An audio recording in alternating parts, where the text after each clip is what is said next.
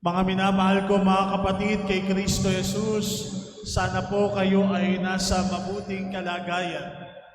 Naalala ko noong kami ay nasa high school pa, yung aming guro sa Araling Panlipunan, madalas kapag yun ay nagtatanong o nagpaparecitation, laging meron siyang mga follow-up questions.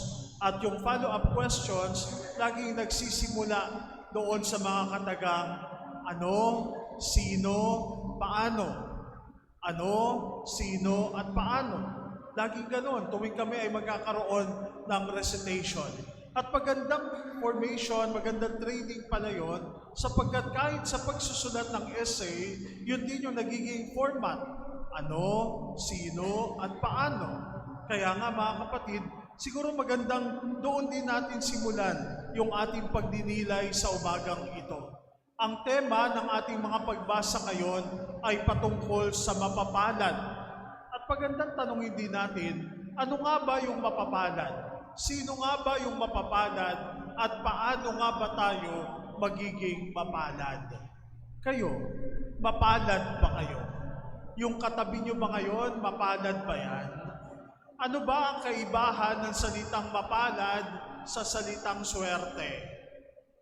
Yung katabi mo ngayon, mapalad ba yan o swerte? O, tingnan mo nga yung katabi mo ngayon. Ha? Na kung minsan, kahit na meron pa mga sinusulat-sulat na mga number, naku, swerte ito, pampaswerte ito.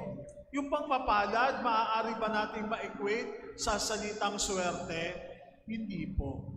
Malaki po ang pagkakaiba ng mapalad sa swerte.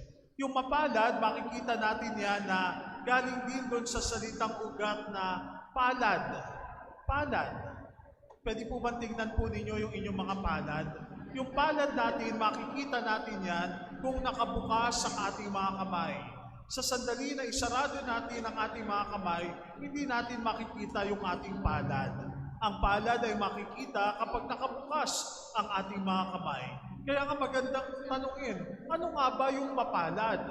Alam po ninyo, yung salitang mapalad ay maaari din natin ma-equate dun sa salitang kagalakan, kasiyahan, katuwaan. Ano nga ba yung salitang mapalad? Ito yung kagalakan ng isang tao.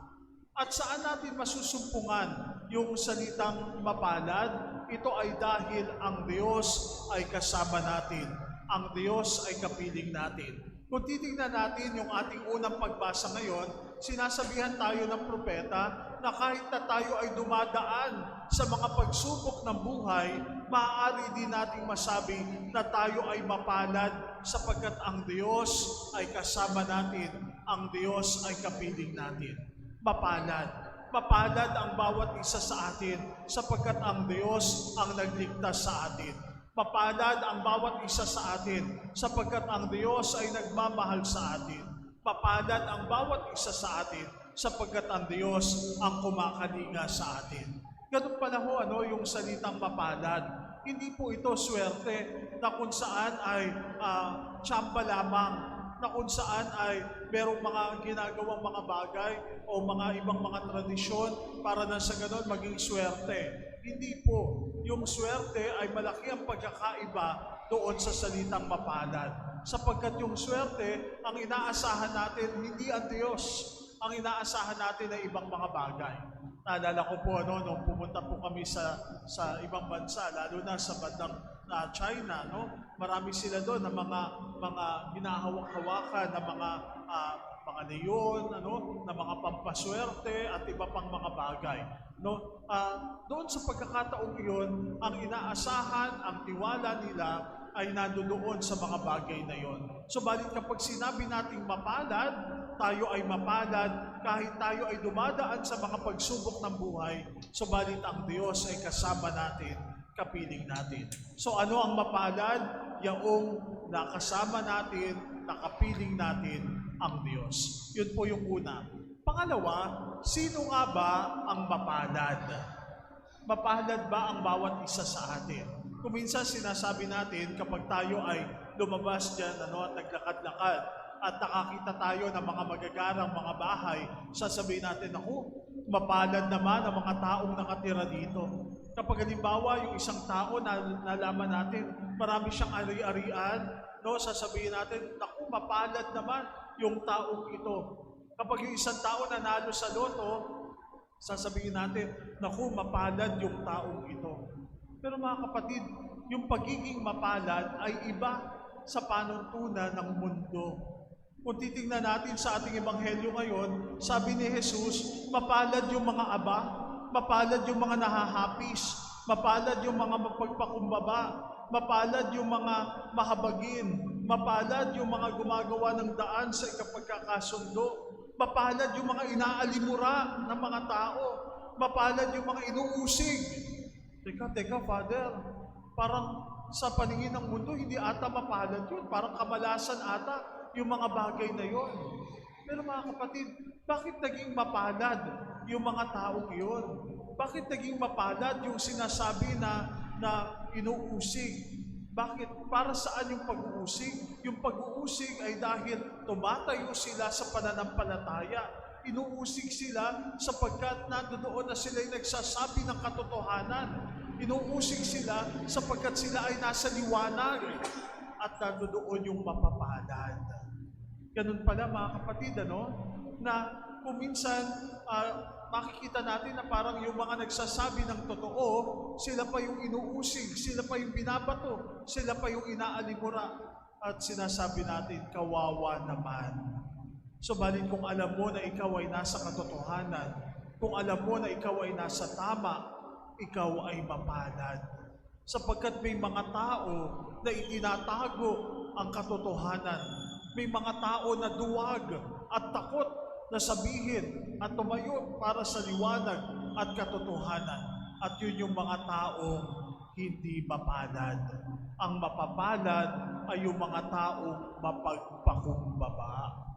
Yung mga taong ang tingin sa sarili ay mataas, ang tingin sa sarili ay punong-puno ng karunungan, ng pride, ng kayabangan, kailanman hindi yan magiging masaya.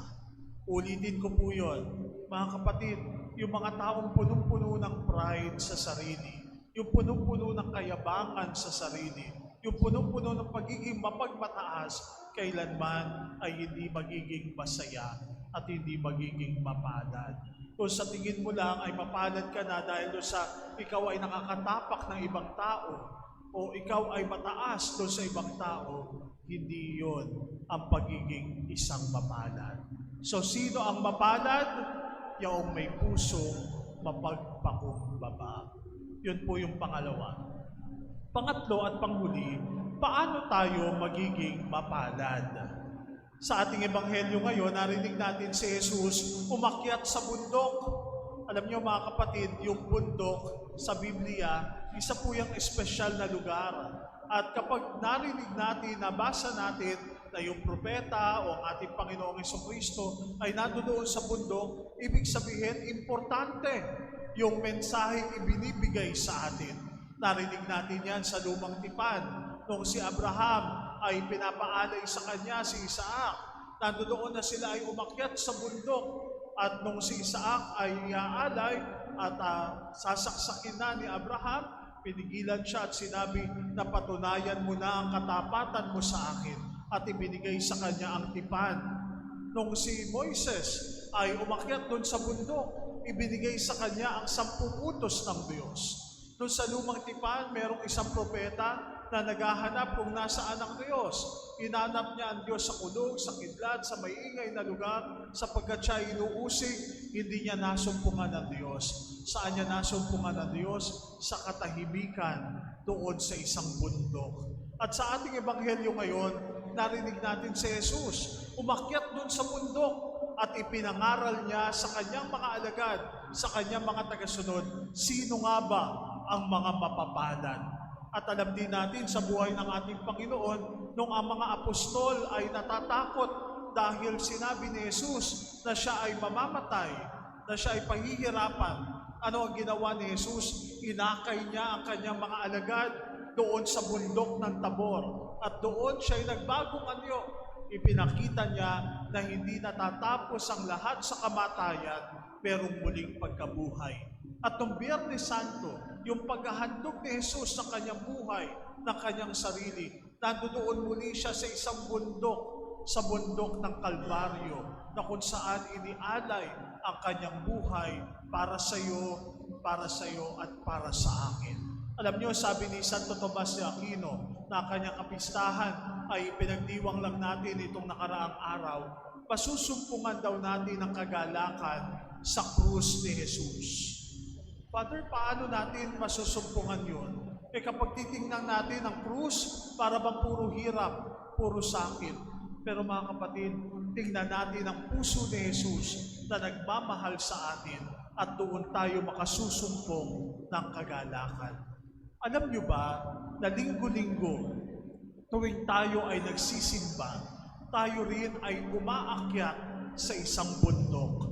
At ito ay ang bundok ng Eucharistia. Ang bundok na kung saan ipinangangaral sa atin ng Panginoon ang kanyang salita. Ngayon ay Bible Week, Bible Sunday, na kung saan ibinibigay sa atin yung importansya ng salita ng Diyos, na kung saan yung nakikinig ng salita ng Diyos at gumagawa ng kanyang mga kautusan ang mga mapapalad. So paano tayo magiging mapalad? Umakyat tayo doon sa bundok. Pakinggan natin ang salita ni Jesus at isabuhay natin ito. 3 bagay po ang pinagnilayan natin ngayong umaga patungkol sa mapapalad. Ano, sino, at paano tayo magiging mapalad? Sana mga kapatid, patuloy natin buksan ang ating mga kamay at masdan natin ang ating mga palad. At yung mga palad na yan ay magiging daluyan ng pagpapala, ng pag-ibig, ng kagalakan sa ating buhay. Tayo ay mapalad. Amen. Magsitayo.